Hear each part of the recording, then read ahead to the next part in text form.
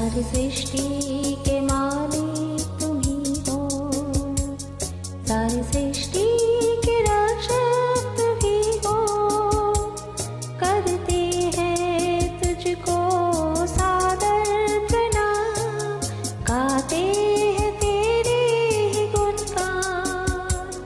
सारी के मालिक तुम ही हो, सारी सृष्टि के रक्षक तुम ही हो। करते हैं तुझको सादर प्रणाम, गाते हैं तेरे ही गुणगान। हालेलुया,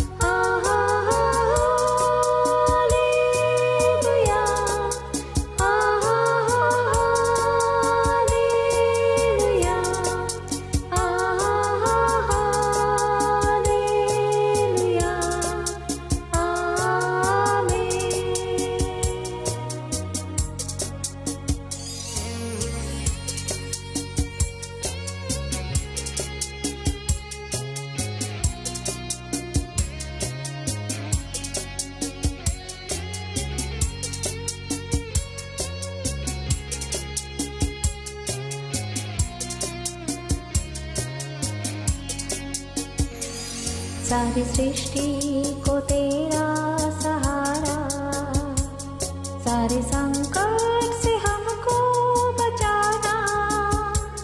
तेरे हाथों में जीवन हमारा है, अपनी राह पर हमको चलाना।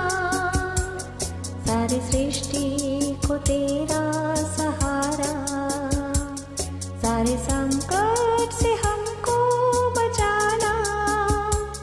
तेरे हाथों में जीवन हमारा है, अपनी राह पर हमको चलाना।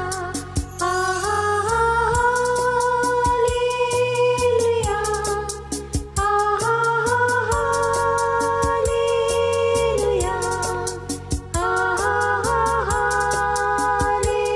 हालेलुया,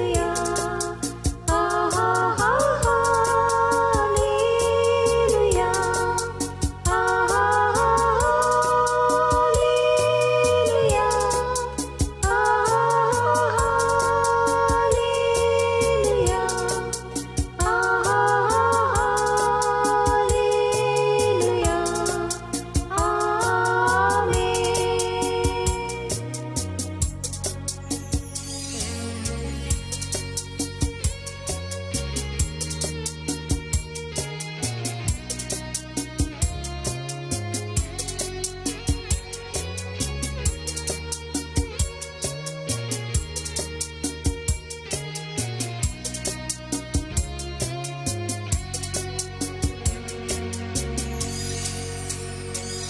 हम हैं तेरे हाथों की रचना, हम पर रहे तेरी ही करुणा। तन मन धन हमारा तेरा है, इन्हें शैतान को छूने न देना। हम हैं तेरी हाथों की रचना, हम पर रहे तेरी ही करुणा।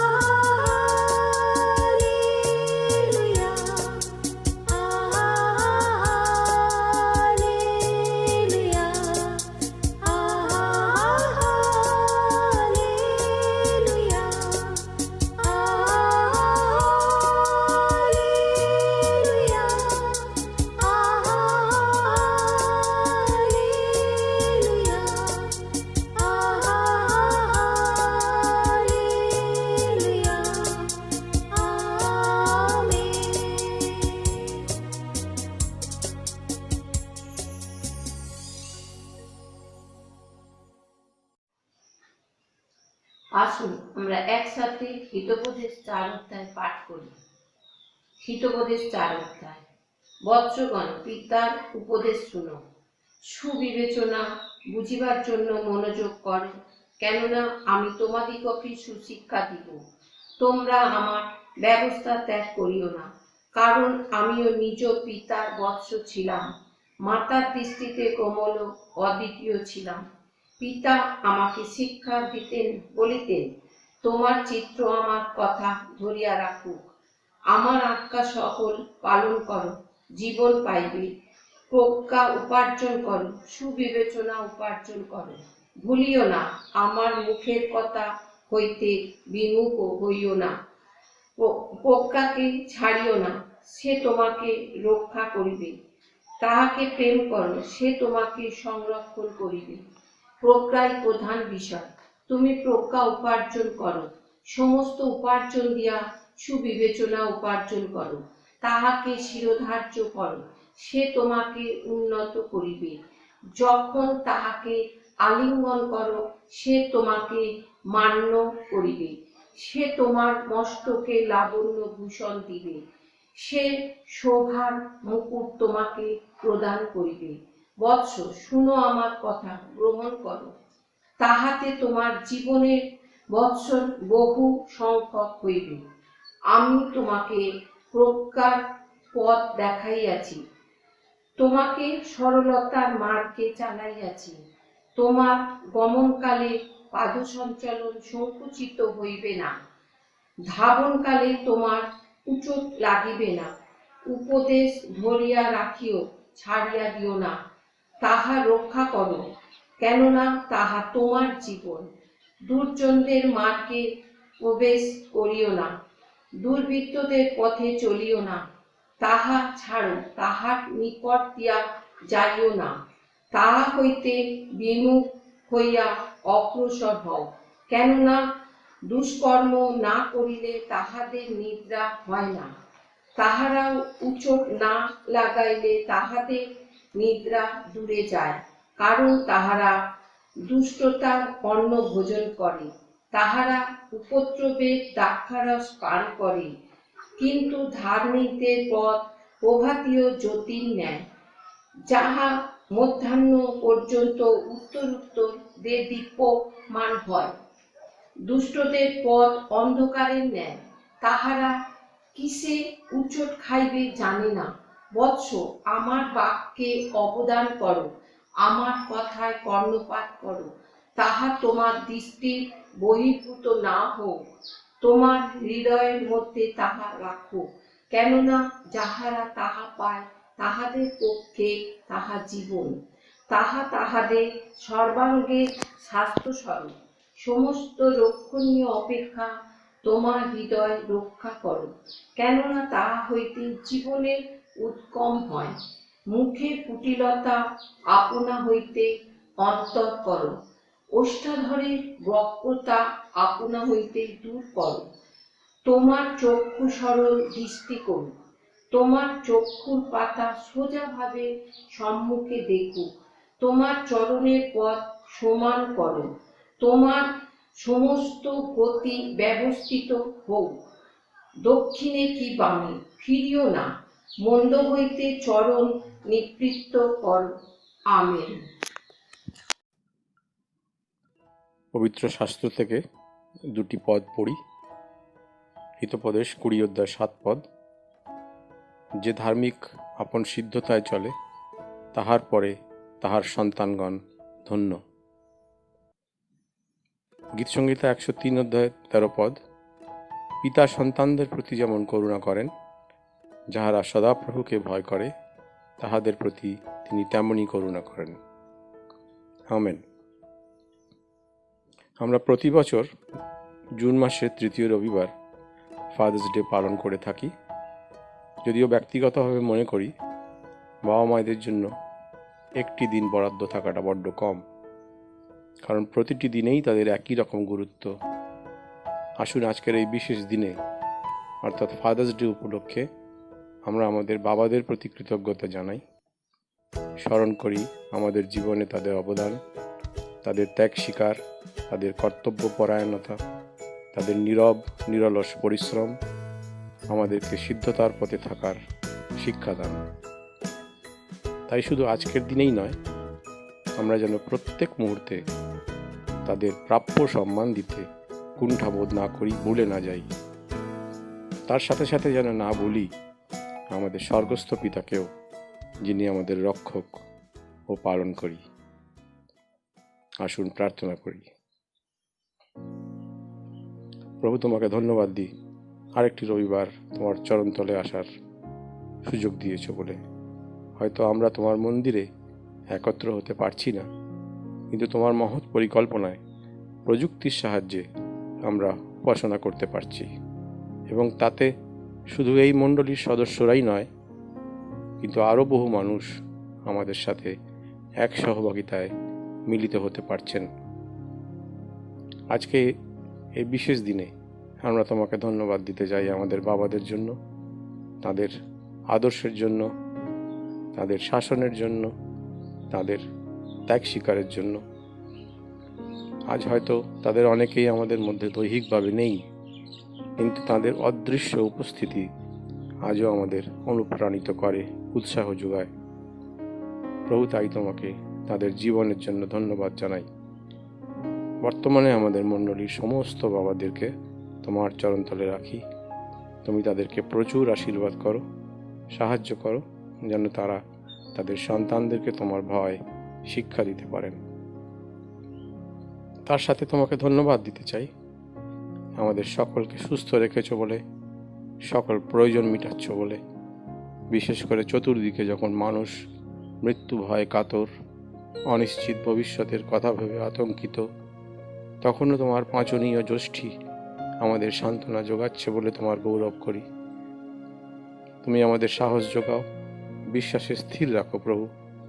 তার সাথে সাথে মানুষকে দাও চেতনা, যেন তারা মন্দতার পথ থেকে ফেরে আর তোমার খোঁয়াড়ে আশ্রয় পায়। আর তোমার যদি ইচ্ছা হয়, তাহলে এই প্রতিকূল পরিস্থিতি যেন দ্রুত স্বাভাবিক হয়, তেমন আশীর্বাদ করো। প্রার্থনা করি যারা সামনে থেকে করোনার মোকাবিলা করছেন, সেই সমস্ত ডাক্তার, নার্স, পুলিশ প্রশাসন ও সাফাই কর্মীদের জন্য। তাদের সকলকে সুরক্ষিত রাখো। আশীর্বাদ করো সমস্ত নেতাদেরকে, যেন তারা যথাযথভাবে তাদের দায়িত্ব পালন করতে সমর্থ হন এবং এই আপৎকালীন পরিস্থিতিতে সঠিক পদক্ষেপ নিতে সক্ষম হন। সারা বিশ্বে শান্তি আর স্থিতাবস্থা ফিরিয়ে দাও প্রভু। সকল খ্রিস্ট ভক্তদেরকে তোমার দ্বিতীয় আগমনের জন্য প্রস্তুত রাখো। আমাদের মণ্ডলীর সমস্ত সদস্যকে আশীর্বাদ করো, সুস্থ রাখো, সকলের ভাণ্ডার পূর্ণ রাখো। সকলকে তোমার পক্ষছায়া নিশ্চিন্ততার মধ্যে রাখো। প্রার্থনায় রাখি আমাদের মণ্ডলীর পরিচালন সমিতিকে, পালক, সহপালক থেকে শুরু করে সকল সদস্যকে তোমার বিজ্ঞতা দাও। মণ্ডলীর সমস্ত কর্মসূচির দ্বারা তুমি উচ্চীকৃত, মহিমান্বিত ও গৌরবান্বিত হও। এই সমস্ত প্রার্থনা যিশুর নামে তোমার চরণতলে রাখলাম পিতা, দয়া করে শ্রবণ গ্রাহ্য করো। Amen. Lovely Papa. Happy Father's Day to my wonderful dad. Thank you for always being there for us and for all the sacrifices you make for our family to bring joy and love into our lives. Thank you for everything you have given to me. You always make the time for me and play with me when you are home from work. Thank you for always showing me the right path and guiding me in the right direction. You're not only my father, but also my best friend. I'm so lucky to have you as my father. There's no other bond like ours. I love you, Dad. Yours, Alex. Thank you. যদিও father's day বলে একটা special day আছে, কিন্তু আমাদের জন্য রোজই father's day. আমাদের জীবনে বাবার মূল্য অবদান প্রতিদিন, প্রতি মুহূর্তে। হাত ধরে স্কুলে নিয়ে যাওয়া, বৃষ্টি পড়লে কোলে তুলে নেওয়া, একটা ছাতা থাকলে আমাদের মাথায় দেওয়া, সব রকম আবদার রাখা, একসাথে বসে সব রকম খেলা, টিভি দেখা, জমিয়ে আড্ডা করা, শিক্ষামূলক কথা বলা, আর ভিডিও শেয়ার করা, প্রয়োজনে হলে বকা এবং অন্যায় আবদারে না বলা, এইসবই আমার বাবার পরিচয় দেয়। তার চাবি ঘোরানোর আওয়াজ থেকে বুঝে যায় যে এটা আমার বাবা। এতগুলো বাইক থেকে আমার বাবার বাইকের আওয়াজ আমি ঠিক বুঝতে পারি। বাবা আমাদের মনে করিয়ে দেয় যে জীবনে যতই সমস্যা আসুক না কেন, যতই বিপদ আসুক, আমাদের পরম পিতা সর্বদা আমাদের সাথে আছে। Thank you. Happy Father's Day. Thank you for being there for me every day for love and guidance that I have needed. That you have taught me everything like you. That you are giving a special day and special life for me. Thank you for your encouragement and for your love and support. I am so fortunate that I got a dad like you. You have always worked hard to provide us. You always made the time for us. You are the blessed dad for me. A father like you is a God of gift. I am truly thankful to God for the blessing for of your dad. Your mercy. Today is Father's Day. আজকে পিতৃ দিবস। Who is the father? একজন বাবা Father. F. Forgiving and faithful. পিতা ক্ষমাশীল ও বিশ্বস্ত, A. Available and appreciating. সহজলভ্য ও গুণগ্রাহী, T. Truthful and time bound. সত্যনিষ্ঠ ও সময় আবদ্ধ, H. Honest and helpful. সৎ ও উপকারী, E. Efficient and encouraging. দক্ষ ও উৎসাহী, R. Reliable and realistic. নির্ভরযোগ্য ও বাস্তববাদী। We love our Heavenly Father as well as our earthly Father. আমরা আমাদের স্বর্গস্থ পিতা ও জাগতিক পিতাকে ভালোবাসি। ভালোবাসে। বাবা আমাকে চকলেট এনে দেয়, বাবা আমাকে কেয়ার করে, বাবা আমাকে চকলেট আর ক্যাডবেরিজ এনে দেয়। I love my Baba. Happy Father's Day to all the fathers. My father loves me and I love my father too. He takes good care of me. He also loves God. My father is the best. Thank you.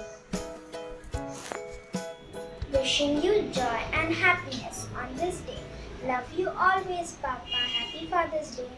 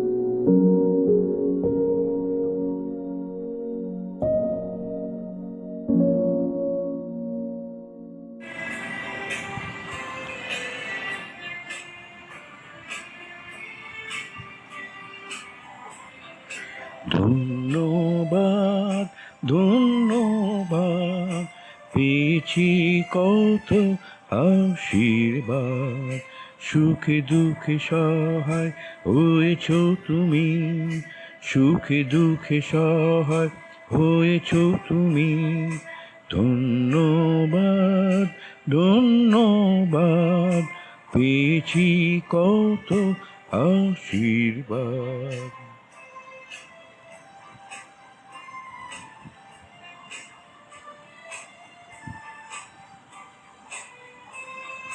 ধন্য তুমি, ধন্য তোমার প্রেম, ধন্য তোমার ক্রুশের মরণ। ধন্য তুমি, ধন্য তোমার প্রেম, ধন্য তোমার ক্রুশের মরণ। ধন্য তোমার ক্ষমার বাণী, ধন্য তোমার ক্ষমার বাণী। ভরেছ মোদের হৃদয়খানি। ধন্যবাদ, ধন্যবাদ, পেয়েছি কত আশীর্বাদ। আমরা অতি ক্ষুদ্র মানুষ, তোমায় প্রভু করি না স্মরণ। জীবন পথে চলতে শিখাও তোমার ধরিতে চরণ। আমরা অতি ক্ষুদ্র মানুষ, তোমায় প্রভু করি না স্মরণ। জীবন পথে চলতে শিখাও তোমার ধরিতে চরণ। ধন্য তোমার স্বর্গারোহণ, ধন্য তোমার পুনরাগমন। নিয়ে চলো মোদের তোমার সাথে, নিয়ে চলো মোদের তোমার সাথে। সেই অসীম সুখ স্বর্গধামে। ধন্যবাদ, ধন্যবাদ, পেয়েছি কত আশীর্বাদ। ধন্যবাদ, ধন্যবাদ, পেয়েছি কত আশীর্বাদ।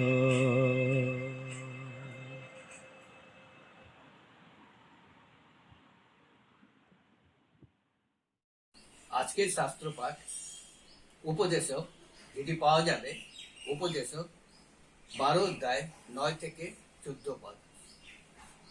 পাঠের আরম্ভ এই প্রকার। শেষ কথা, উপদেশক জ্ঞানবান ছিলেন, তাই তিনি লোকদিগকে জ্ঞান শিক্ষা দিতেন এবং মনোনিবেশ ও বিবেচনা করিতেন, অনেক প্রবাদ বিন্যাস করিতেন। উপদেশক মনোহর বাক্য এবং যাহা সরলভাবে লিখিত হইয়াছে, অর্থাৎ সত্যের বাক্য প্রাপ্ত হইবার জন্য অনুসন্ধান করিতেন। জ্ঞানবানদের বাক্য সরল অঙ্কুশস্বরূপ ও সভাপতিগণের বাক্য ওতা গোস্বরূপ। তাহারা একই পালক দ্বারা দত্ত হইয়াছে। আর শেষ কথা এই, হে বৎস, তুমি এই সকল হইতে উপদেশ গ্রহণ করো। বহু পুস্তক রচনা শেষ হয় না এবং অধ্যয়নের আধিক্যে শরীরে ক্লান্তি হয়। আইসো, আমরা সমস্ত বিষয়ের উপসংহার শুনি। ঈশ্বরকে ভয় করো ও তাহার আজ্ঞা সকল পালন করো, কেননা ইহাই সকল মনুষ্যের কর্তব্য। কারণ ঈশ্বর সমস্ত কর্ম এবং ভালো হোক কি মন্দ হোক, সমস্ত গুপ্ত বিষয় বিচারে আনিবেন। এখানে পাঠের সমাপ্তি। ঈশ্বর তার পঠিত বাক্যে আশীর্বাদ করুন। আমিন। জয় যিশু। প্রভু যীশু খ্রিস্টের নামে সকলকে আরেকটিবার স্বাগত জানাই। আজকে আরেকটি সুন্দর বিজয়ের দিনে প্রভু আমাদেরকে আবার তার আরাধনা করার জন্য তিনি উপস্থিত করলেন। প্রভুকে ধন্যবাদ দিই যে প্রভু তিনি এই যাবৎ পর্যন্ত আমাদেরকে ভালো রেখেছেন, সুস্থ রেখেছেন, তার অনুগ্রহে আমরা সকলে বেঁচে রয়েছি। এই জন্য আমরা ঈশ্বরকে ধন্যবাদ জানাই। দেখতে দেখতে আমরা আজকের এই জুন মাসের 21 তারিখে এসে উপস্থিত হলাম। প্রভু তিনি আমাদেরকে ভালো রাখলেন, এই পর্যন্ত আমাদের বহন পালন করলেন, আমাদেরকে তিনি ঘিরে রয়েছেন, ছেড়ে দেননি আমাদেরকে। এই জন্য আমরা ঈশ্বরকে ধন্যবাদ দিই। সত্যি প্রভু যে মহান, কত অনুগ্রহশীল, আর আমাদের জীবনে তা আমরা দেখে নিশ্চয়ই প্রভু আমরা প্রভু চরণে কৃতজ্ঞ যে প্রভু তিনি আমাদেরকে এ পর্যন্ত তিনি সুরক্ষিত রেখেছেন। যদিও আমাদের সারা বিশ্বের পরিস্থিতি খুবই সংকটজনক, কিন্তু তার মধ্যেও প্রভু তিনি আমাদের সকলকে, তার বিশ্বাসীদের আমাদেরকে তিনি ভালো রাখলেন। এই জন্য আমরা ঈশ্বরকে ধন্যবাদ দিই। সত্যি মহান প্রভুর ধন্যবাদ হোক যে প্রভু তিনি আমাদের সহবর্তী থেকে আমাদেরকে তিনি এগিয়ে নিয়ে চলেছেন।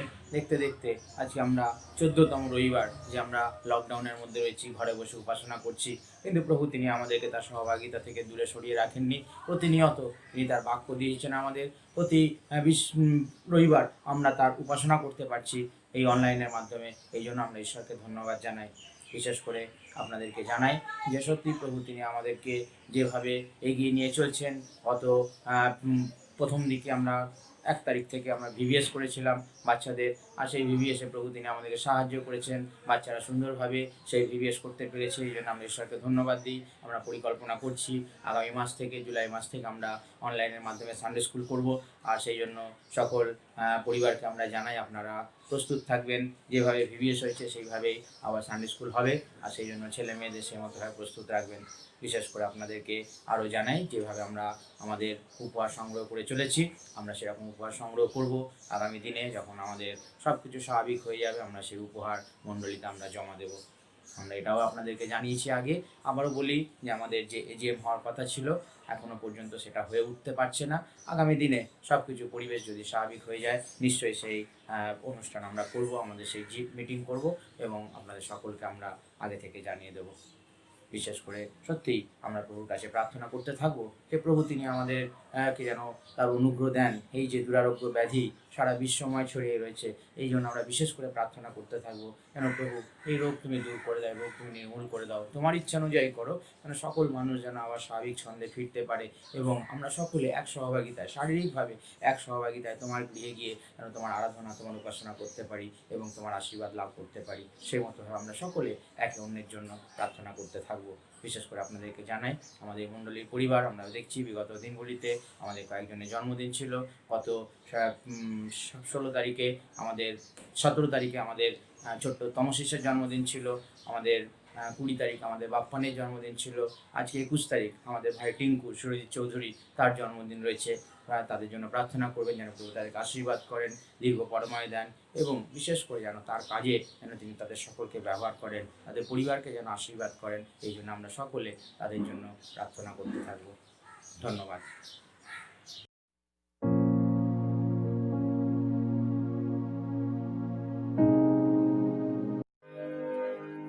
সবাইকে প্রভু যিশুর নামে জানাই প্রীতি ও শুভেচ্ছা।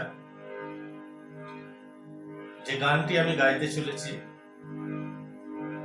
সেটি নথিলিখিত সুসমাচার তার 11 অধ্যায় 28 পদে লেখা আছে, হে পরিশ্রান্ত ভারাক্রান্ত লোক সকল, আমার নিকটে আইসো, আমি তোমাদের বিশ্রাম দেব। কি সুন্দর বাণী তবু এনেছো তুমি সন্মুখ মম, কি সুন্দর বাণী তবু এনেছো তুমি সন্মুখ মম, এ পরিশ্রান্ত ভারাক্রান্ত লোক সকল, এসো তোমরা সকলে, বিশ্রাম আমি দেব। কি সুন্দর বাণী তবু এনেছো তুমি সন্মুখ মম, এ পরিশ্রান্ত ভারাক্রান্ত লোক সকল, এসো তোমরা সকলে, বিশ্রাম আমি দেব।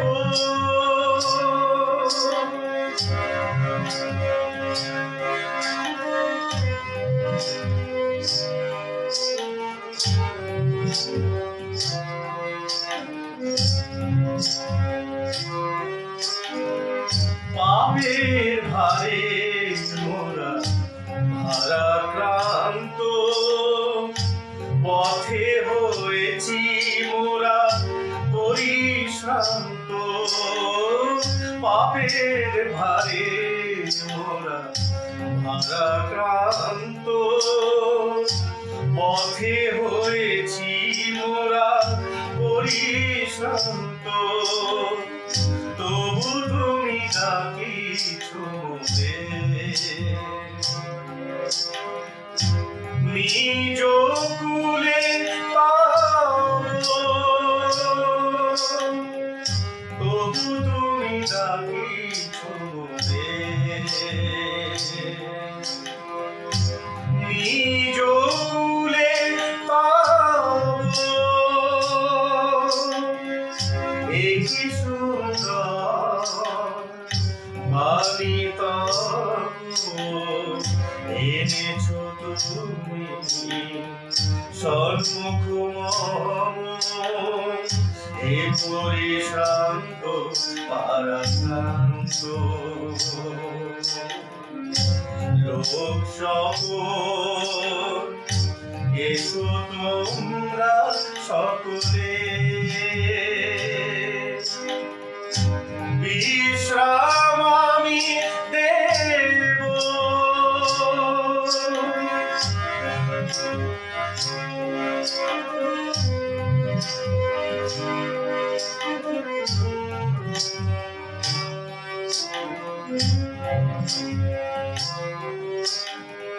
সাগর গর্ভে মোরা নিমজ্জিত, স্রোতে হয়েছি মোরা বড় ক্লান্ত।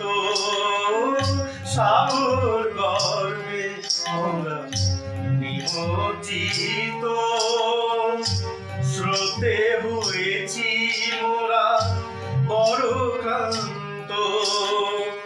তবু তুমি উদ্ধারিলে, নিজ করে পাবো, তবু তুমি উদ্ধারিলে। নিজ করে পাবো,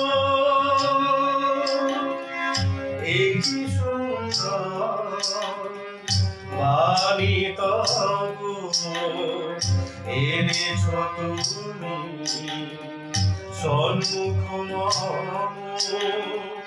হে পরিশান্ত পারাক্রান্ত লোক সকল, এসো তোমরা সকলে। বিশ্রাম আমি দেব।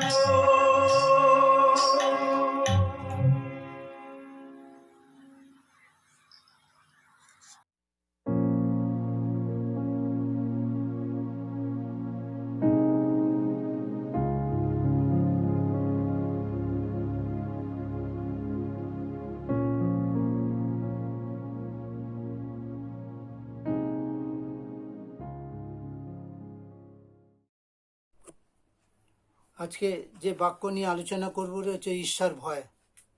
এটা পাঠ করা হয়েছে, তাই জন্য আমরা আজকে ঈশ্বর ভয় সম্বন্ধে আমরা শুনব। যেমন জ্ঞানীশ্রেষ্ঠ সলোমন বলছেন, ঈশ্বরকে ভয় করো, তার আজ্ঞা সকল পালন করো, এটাই সকল মানুষের কর্তব্য। কেন মানুষ ঈশ্বরের সমস্ত বিচার তিনি করবেন একদিন, সেটা বিষয় নিয়ে আজকে আমরা কিছু আলোচনা করব। আজকে আমরা দেখছি পৃথিবীতে যে ভয়ঙ্কর অবস্থা, তাতে মানুষের ঈশ্বর ভয় মানুষের দূর থেকে চলে গেছে। কিন্তু আমরা যেন ঈশ্বরকে ভয় করি, ঈশ্বরকে সম্মান দিই, এটা হচ্ছে ঈশ্বরের ইচ্ছা। আর ভয় মানে হচ্ছে যে দোষ করে পুলিশের কাছে ভয় করা, এইটা সেই ভয়ের কথা বলা হচ্ছে না। ভয় করা বলা হচ্ছে ঈশ্বরকে ভক্তি। ভয় হচ্ছে ভক্তি। ঈশ্বরকে যেন আমরা ভক্তি করি, সম্মান করি, এটি হচ্ছে ঈশ্বরের ইচ্ছা।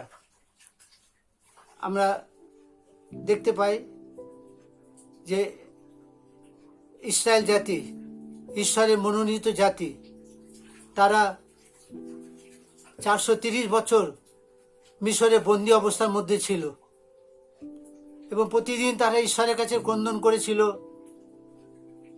এবং ঈশ্বর তাদের প্রার্থনা শুনে মোশির মাধ্যমে তাদেরকে তিনি মিশর থেকে তিনি উদ্ধার করেছিলেন। মিশরে তারা ঈশ্বরের আশ্চর্য কাজ দেখেছিল, তা সত্ত্বেও তারা ঈশ্বরের প্রতি তাদের সেই ভয় ছিল না। একটু কঠিন অবস্থার মধ্যে পড়েছে, জলের অভাব, খাদ্যের অভাব, তারা ঈশ্বরের বিরুদ্ধে গেছে, মসিকে তারা আঘাত করতে গেছে, আর সে সমস্ত থেকে ঈশ্বর তাদেরকে সমস্ত কিছু থেকে ঈশ্বর উদ্ধার করে তাদেরকে মিশর দেশ থেকে তিনি তাদেরকে বার করে নিয়েছিলেন। এত ঈশ্বরের আশ্চর্য কাজ দেখা সত্ত্বেও তাদের ঈশ্বরের উপরে তাদের সেই ভয় ছিল না। তাই ঈশ্বর তাদেরকে নানাভাবে তাদেরকে চেতনা দিতে চেয়েছিল যেন তারা ঈশ্বরের প্রতি ফেরে, কিন্তু তারা ঈশ্বরকে তারা ভয় করেনি। আমরা দেখতে পাই যে মিশর থেকে কনান দেশে মাত্র 12-13 দিনের পথ, ঈশ্বর তাদেরকে 40 বছর তাদেরকে প্রান্তরে পরিভ্রমণ করেছিলেন, কিন্তু তারা ঈশ্বরকে সম্মান দেয়নি। ঈশ্বর তাদের বিভিন্নভাবে তারা ঈশ্বরকে তারা দুঃখ দিয়েছে, ব্যথা দিয়েছে, আঘাত করেছে। ঈশ্বর তাদেরকে নানাভাবে তাদেরকে ভাবে তাড়না করেছে, কিন্তু তারা কিছুতেই ঈশ্বরের পথে তারা ফেলেনি। তাই আমরা দেখতে পাই ঈশ্বর সেখানে তাদেরকে নানাভাবে তাদেরকে শাস্তি দিয়েছে। তারা দেখেছে ঈশ্বরের কাজ। মিশর থেকে তারা বেরিয়ে এসেছিল, যে কাপড় পরে তারা বেরিয়ে এসেছিল সেই কাপড় জীর্ণ হয়ে যায়নি, যে জুতো পরে তারা বেরিয়েছিল সেই জুতো তাদের পা ফুলে যায়নি, সেই এবং সেখানে এত আশ্চর্য কাজ দেখা সত্ত্বেও তারা ঈশ্বরকে তারা জলাঞ্জলি দিয়েছিল, ঈশ্বরকে তারা ভুলে গেছিল। আবার ঈশ্বর তাদের এই অবস্থার জন্য ঈশ্বর তাদেরকে নানাভাবে আঘাত করেছিলেন, এবং যখন তাদেরকে ঈশ্বর আঘাত করেছেন আর যখন তারা সংকটের মধ্যে পড়েছে ঈশ্বরের কাছে ক্রন্দন করেছে।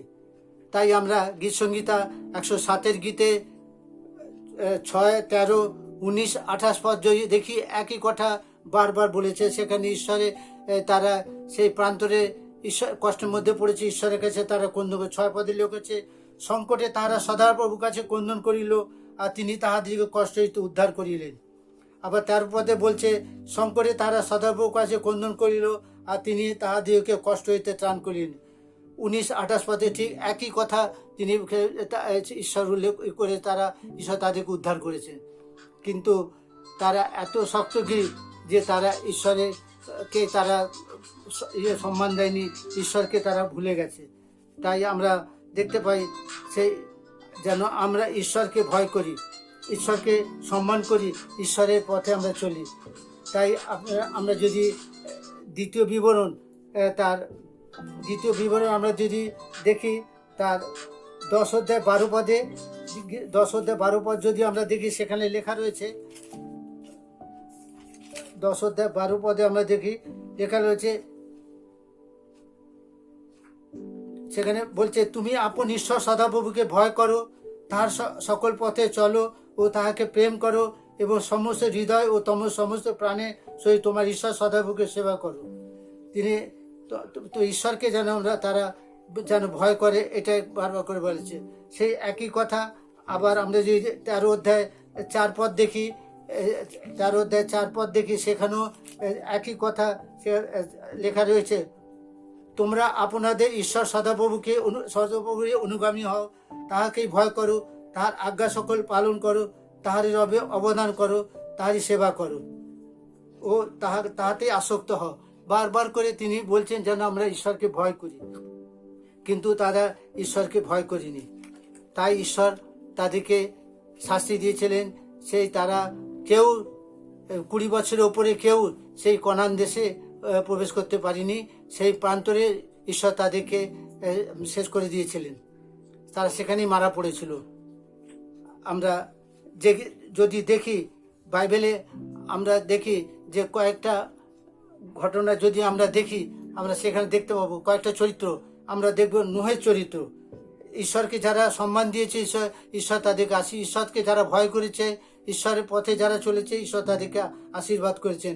আর আমরা দেখতে পাই আদি পুস্তক তার 6 অধ্যায়, তারা ঈশ্বরের সৃষ্ট মানুষ, আর তারা এত অন্যায় পাপ করেছিল, ঈশ্বর তাদেরকে ধ্বংস করে দেওয়ার জন্য তিনি মনোনীত করেছেন।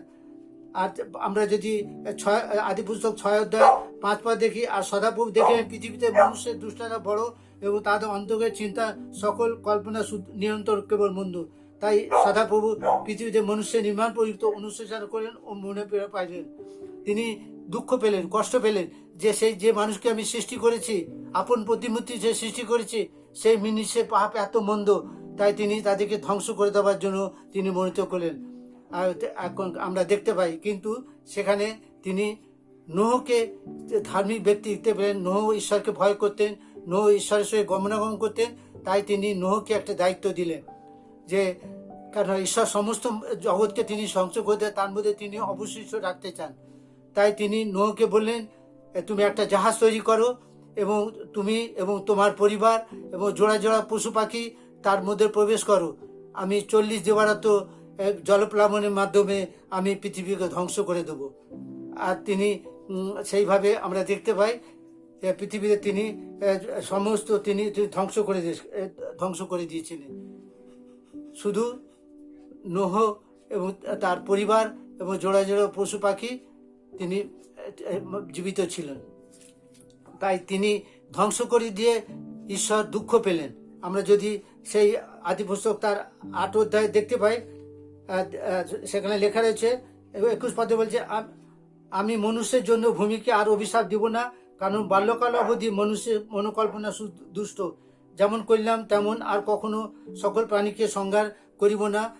যাবৎ পৃথিবী থাকিবে তাবৎ শস্য বপনের ও শস্য ছেদনের সময় সেই উত্তাপ ও সমস্ত গ্রীষ্ম হেমকাল দিবারাত্রি এই সকল নিবৃত্ত আর হইবে না। তিনি বললেন, এই পৃথিবীকে আমি আর ধ্বংস করব না।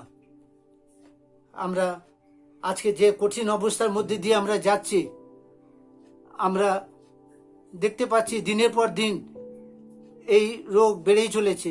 মানুষ আর সমস্ত পৃথিবী আজ মানুষ ভয়ে কম্পান্বিত হচ্ছে। কিন্তু আমরা বিশ্বাসী, আমরা জানি ঈশ্বর প্রতিজ্ঞা করেছেন যে পৃথিবীকে তিনি ধ্বংস করে দেবেন না। আর আমরা বিশ্বাসী, যদি ঈশ্বরের কাছে আমাদের জীবনকে সমর্পণ করি, তাহলে ঈশ্বর আমাদেরকে কখনো ধ্বংস করে দেবেন না। আমরা দেখব অব্রাহামের ঘটনা দেখব। অব্রাহাম ঈশ্বরের বন্ধু ছিলেন, অব্রাহামকে তিনি ভালোবাসেন। অব্রাহাম সদাপ্রভুকে ভয় করতেন, তাই অব্রাহামকে 12 অধ্যায় আমরা দেখতে পাই 1 পদে, সদাপ্রভু অব্রাহামকে কহিলেন, তুমি আপন দেশ জ্ঞাতি কুটুম্ব ও পৈতৃক বাটি পরিত্যাগ করিয়া আমি যে দেশ তোমাকে দেখাই সেই দেশে চলো। আমি তোমা হইতে এক মহাজাতি উৎপন্ন করিব এবং তোমাকে আশীর্বাদ করিয়া তোমার নাম মহৎ করিব, তাহাতে তুমি আশীর্বাদে আকর হইবে। যাহারা তোমাকে আশীর্বাদ করিবে তাহাদিওকে আমি আশীর্বাদ করিব, যেও তোমাকে অভিশাপ দিবে আমি তাহাদিকে অভিশাপ দিব। তিনি বললেন আর নোহ, সদাপ্রভু যখন নোহকে বললেন, তুমি সমস্ত জ্ঞাতি কুটুম্ব পরিত্যাগ করে আমি যেখানে দেখাই তুমি সেখানে চলো। তিনি কোনো প্রতিবাদ করেনি। তিনি বলতে পারতেন যে প্রভু আমাকে এখানে তুমি রেখেছো, এখানে আমি আছি, এখানে খুব ভালোভাবে আছি, আমার সব কিছু আছে, যেখানে তুমি আমাকে নিয়ে যাবে সেখানে আমি কোথায় কি করব আমি তো কিছু জানি না। কোনো কিছু প্রতিবাদ করেনি। ঈশ্বর যা করেন মঙ্গলময়, তিনি যে সদাপ্রভু তাকে আজ্ঞা করলেন, আর তিনি সঙ্গে সঙ্গে তল্পি তল্পা গুটিয়ে তিনি অজানা জায়গায় তিনি চললেন। আমরা দেখতে পাই অব্রাহামের বাধ্যতার জন্য আমরা আশীর্বাদ পাচ্ছি, আমরা আশীর্বাদ প্রাপ্ত মানুষ, আমরা অব্রাহামের বংশ। আবার যদি আমরা দেখতে পাই 22 অধ্যায় যদি আমরা দেখি যে তিনি অব্রাহামের মধ্যে একটা মহাপরীক্ষা তিনি এনেছিলেন। অব্রাহামকে বলেছিলেন, অব্রাহাম তুমি তোমার একমাত্র ছেলে, অদ্বিতীয় ছেলে ঈশাকে বলি দেবার জন্য মারিয়া পর্বতে নিয়ে যাও। আর তিনি কোনো কিছু প্রতিবাদ করেনি। তিনি বলতে পারতেন যে প্রভু, আমার যখন 100 বছর এবং আমার স্ত্রী সারা যখন 90 বছর, তখন তুমি আমাদেরকে পুত্র সন্তান দিলে, আর তুমি বলছো তাকে বলিদান দেবার জন্য নিয়ে যাও। আর যদি আমি তাকে বলি দিই, আর তুমি যে বলেছো আকাশের তারা যেমন গোনা যায় না এবং সমুদ্রের বালি যেমন গণনা করে যে আমি তোমার বংশকে তেমন করব, তবে আমার কি হবে? কোনো প্রতিবাদ করেননি। সদাপ্রভু তাকে বলছেন ছেলেকে বলিদান নেবার জন্য, আর তিনি সঙ্গে সঙ্গে ছুটলেন বলিদান দেবার জন্য। আমরা দেখতে পাই তিনি যখন সেই বলিদান দেবার জন্য মারিয়া পর্বতে যখন তিনি খড়গ তুলেছেন, আর তখন ঈশ্বর বলেন, অব্রাহাম তুমি ক্ষান্ত হও, আমি জানি তুমি ঈশ্বরকে ভয় করো। প্রভুতে প্রিয় ভাই বোন, আমাদের জীবনে ঈশ্বর পরীক্ষা আনেন, কিন্তু যদি আমরা অব্রাহামের মতন যদি ঈশ্বরের উপরে নির্ভর করি, ঈশ্বর আমাদেরকে কখনো শাস্তি দেবেন না। তারপরে আমরা দেখতে পাই আর একটি ঘটনা, আমরা দাউদের ঘটনা দেখি। দাউদ ঈশ্বরের মনের মতন মানুষ ছিলেন। ছোটবেলা থেকে তিনি ঈশ্বরের প্রতি তার এত বিশ্বাস, এত নির্ভরতা, আর 12 বছর বয়সে ঈশ্বরের উপরে নির্ভর করে তিনি বীর গলিয়াতকে তিনি বধ করেছিলেন, এবং সেই বীর গলিয়াতকে তিনি বধ করেছিলেন। এবং শুধু তা নয়, তাকে সেই যখন তিনি মাঠে মেষ চড়াচ্ছেন, সেখানে থেকে তুলে নিয়ে তাকে ইসরায়েল জাতির রাজা করা হয়েছিল। কেন? দাউদ ঈশ্বরকে ভয় করতেন, ঈশ্বরের উপরে তার অগাধ বিশ্বাস ছিল, নির্ভরতা ছিল। তাই তো তিনি এত অসাধ্য কাজ সাধন করেছিলেন, সে বীর গলিয়াতকে তিনি বধ করেছিলেন। যদি আমরা প্রভুতে নির্ভর করি, আমাদের জীবনে যত বড় সংকট আসুক না কেন, আমরা ভয় করব না, কেন প্রভু আমাদের সঙ্গে সঙ্গে আছেন। প্রভু আমাদেরকে সমস্ত কিছুতে আশীর্বাদ করবেন। আমরা সর্বদা যদি প্রভুকে বিশ্বাস করে, প্রভুর উপর নির্ভর করে আমরা যদি চলি, আর প্রভু আমাদেরকে কখনো লজ্জিত হতে দেননি, কখনো আমাদের তিনি লজ্জিত দেবেন না। আমরা যদি দেখি পিতরের ঘটনা, আমরা দেখি পিতর, এবং তিনি প্রভু যিশুকে কত ভালোবাসেন, এবং প্রভু তাকে বলেছিলেন, পিতর তুমি পাথর, এই তোমার পরে আমি আমার মণ্ডলী গাঁথব। সেই পিতর আমরা দেখতে, যখন প্রভু যিশুকে ধরা হয়েছে আর তিনি ভয়ে 3 বার প্রভু যিশুকে তিনি অস্বীকার করেছিলেন। সামান্য দাসীর কাছে বলেছেন, না আমি তাকে চিনি না, আমি তাকে জানি না। কেননা তিনি তখন মানসিকভাবে তিনি দুর্বল ছিলেন, জাগতিকভাবে তিনি চলতেন। তার প্রভু যিশুকে তিনি সেইভাবে তিনি নির্ভর করতে পারেননি। কিন্তু পরবর্তী সময়ে আমরা দেখতে পাই, যখন তার জীবনে চেতনা এসেছিল, তিনি অনুশোচনা করেছিলেন, এবং আমরা দেখতে পাই সেই পঞ্চসপ্তমীর দিনে প্রেরিত কার্যবিবরণীতে আমরা দেখতে পাই, সেখানে তিনি 3000 মানুষ, তার বক্তৃতার মাধ্যমে 3000 মানুষ প্রভু ঈশ্বরকে তারা গ্রহণ করেছিলেন। আমাদের ঈশ্বরের উপরে যদি আমরা বিশ্বাস করি, উপরে নির্ভর করি, তো ঈশ্বর আমাদেরকে কখনো লজ্জিত হতে দেননি, কখনো আমাদের লজ্জিত হতে দেবেন না। তাই তো আমরা দেখতে পাই আমাদের আজকে যে পাঠের মধ্যে দিয়ে জ্ঞানীশ্রেষ্ঠ সলোমন, তিনি রাজা ছিলেন, আর তিনি সমস্ত কিছু তিনি উপলব্ধি করেছিলেন। তাই উপদেশকে প্রথমে তিনি বলছে, জগতে যা কিছু আছে সমস্ত অসারে অসার, সমস্ত অসার, আর সেই একমাত্র সার হচ্ছে ঈশ্বরকে ভয় করো, তার আজ্ঞা সকল পালন করো, এটাই মানুষের কর্তব্য। তাই আজকে যখন আমরা এই অবস্থার মধ্যে দিয়ে যাচ্ছি, আমরা যেন ঈশ্বরকে ভয় করতে শিখি, ঈশ্বরকে যেন আমরা সম্মান দিই। ঈশ্বরকে ভয় করা, যেমন আমরা দেখতে পাই হিতোপদেশ তার 8 অধ্যায় 13 পদে লিখছে, সদাপ্রভুর ভয় হচ্ছে দুষ্টার প্রতি ঘৃণা। কোনটা? অহংকার, দাম্ভিকতা ও কুপথ। আমাদের মধ্যে থেকে অহংকার, দাম্ভিকতা এবং আমাদের সেই মন্দ পথ থেকে আমাদেরকে ঈশ্বরকে ভয় করলে আমাদের এই সমস্ত পরিত্যাগ করতে হবে।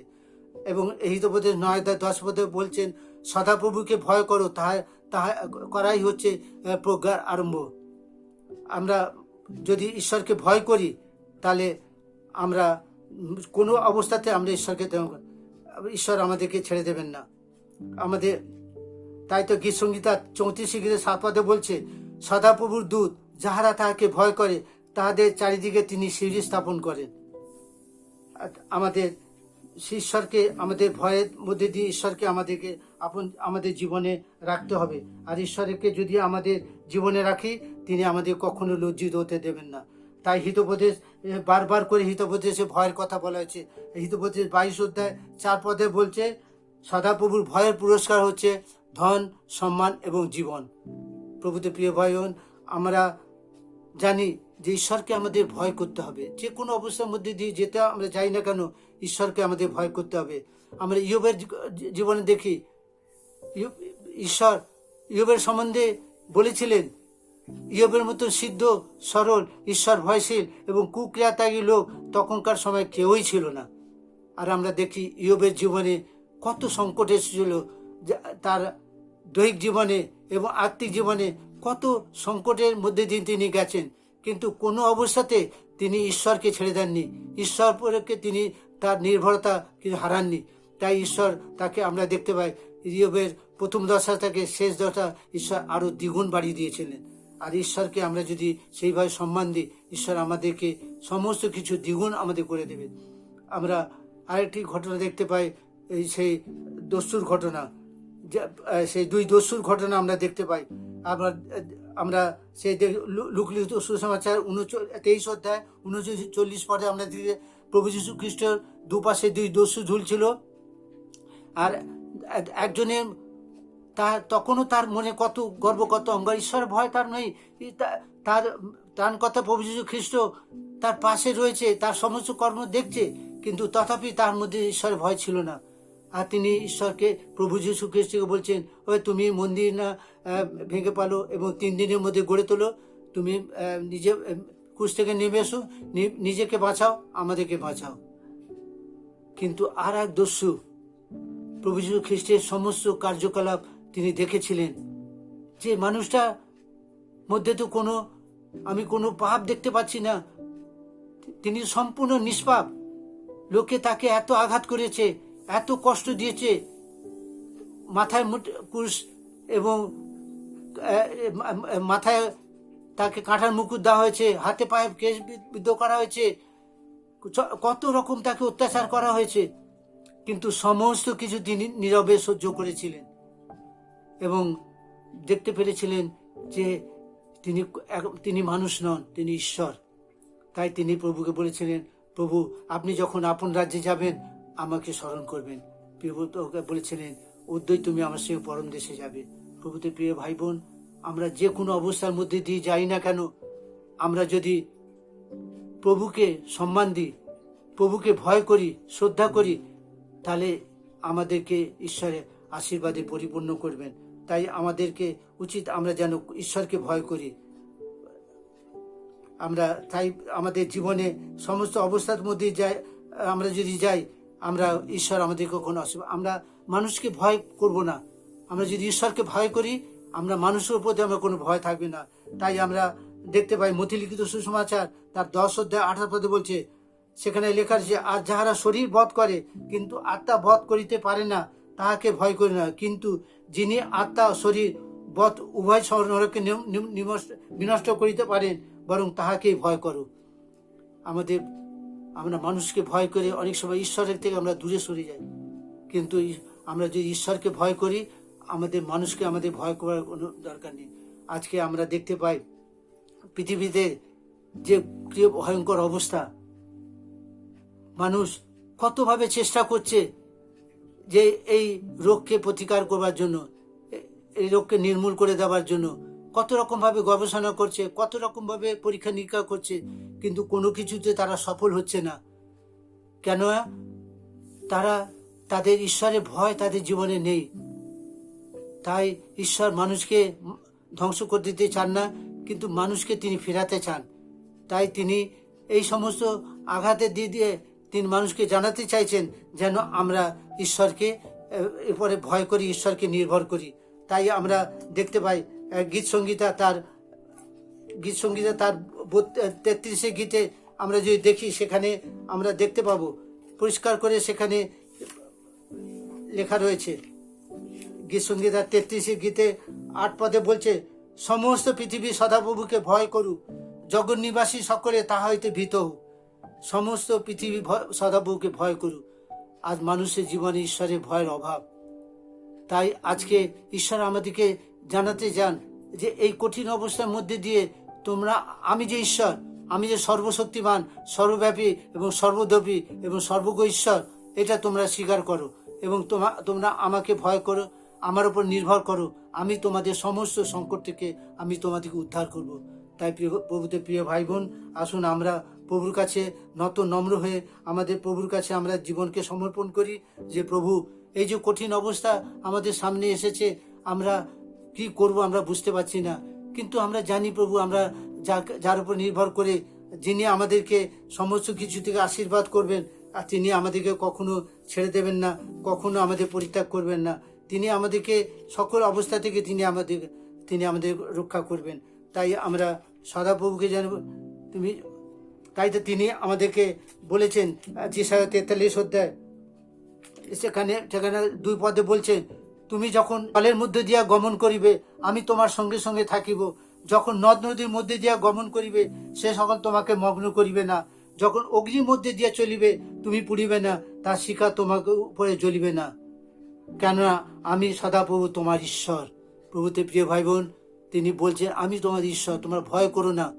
এই যে কঠিন অবস্থার মধ্যে দিয়ে আমার উপরে নির্ভর করো, আমার উপরে বিশ্বাস করো, তাহলে আমি তোমাদেরকে সকল সংকট থেকে আমি তোমাদেরকে উদ্ধার করব।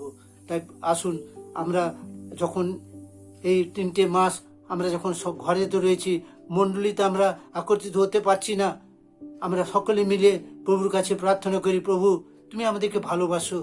আমরা যেন সুযোগ পাই, আমরা যেন মন্দিরে গিয়ে আবার বিশ্বাসী বর্গ একত্রিত হয়ে আমরা তোমার প্রশংসা, তোমার গৌরব করতে পারি। তুমি আমাদেরকে সেই সুযোগ করে দাও। তাই এই প্রভু আমাদেরকে প্রত্যেকে আশীর্বাদ করো।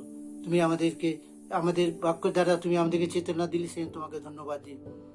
প্রার্থনা করি, প্রভু তোমাকে ধন্যবাদ দিই যে তুমি আমাদেরকে তোমার বাক্যে দিয়ে তুমি আমাদেরকে জানালে তোমার মনের কথা, যেন আমরা তোমাকে ভয় করি, আমরা তোমাকে শ্রদ্ধা করি, আমরা তোমাকে সম্মান করি।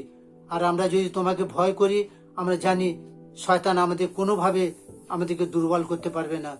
তাই এখন যখন আমরা বিশেষ অবস্থার মধ্যে দিয়ে যাচ্ছি, আমরা যেন সম্পূর্ণরূপে তোমার উপরে নির্ভর করে আমরা চলতে পারি, এমন আশীর্বাদ তুমি আমাদের করো। সেই তোমার কাছে আমরা সমর্পণ করি প্রভু গো। আজকে পরিবারে যতজন তোমার কাছে দান নিয়ে এসে, আমরা সেই দান তোমার চরণে রাখি প্রভু গো। এবং আমরা যেমন আত্মিকভাবে তুমি আমাদেরকে চেতন দিয়েছো, আমরা দৈহিকভাবে তুমি আমাদের বাঁচিয়ে রেখেছো, এবং আমাদের যা কিছু প্রয়োজন তুমি আমাদের ঝুঁকি দিয়েছো, তাই আমরা তোমার কাছে কিছু উপহার নিয়ে এসেছি। তুমি তা গ্রহণ করো, আশীর্বাদ করো। এই অর্থ যেন তোমারই কার্যে ব্যবহৃত হয়, এবং এর মধ্যে দিয়ে যারা প্রভু তোমাকে এখনো জানেনি, চেনেনি, তোমার প্রতি যাদের ভয় ভক্তি শ্রদ্ধা নেই, তারা যেন তোমাকে জানতে পারে, চিনতে পারে যে তুমি অনাদি অনন্ত ঈশ্বর। তুমি আমাদের প্রার্থনা শুনলে যেন তোমাকে ধন্যবাদ দিই। প্রিয় যিশু, তোমারই পবিত্র সন্তানের প্রার্থনা রাখলাম। পিতা ঈশ্বর, তুমি দয়া করে শোভন ও গ্রাহ্য করো। আমেন।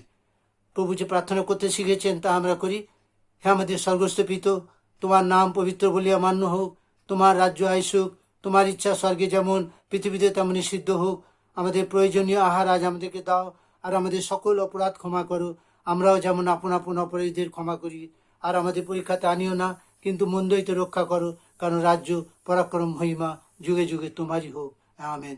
জ্ঞানাতীত ঈশ্বরের শান্তি, আমাদের হৃদয় মন ঈশ্বরের, আর এখন প্রভু যীশু খ্রিস্টের অনুগ্রহ, পিতা ঈশ্বরের প্রেম, পবিত্র আত্মার সহভাগিতা, শান্তি, চেতনা, আনন্দ, সহভাগিতা আমাদের প্রত্যেকের সঙ্গে, আমাদের উপস্থিত আমাদের প্রত্যেক পরিবারের সঙ্গে, যে যেখানে আছে সকলের সঙ্গে এখন থেকে তোমার সেই গৌরবময় দ্বিতীয় আগমন দিন পর্যন্ত নিত্য নিত্য বিরাজ করুক। আমেন।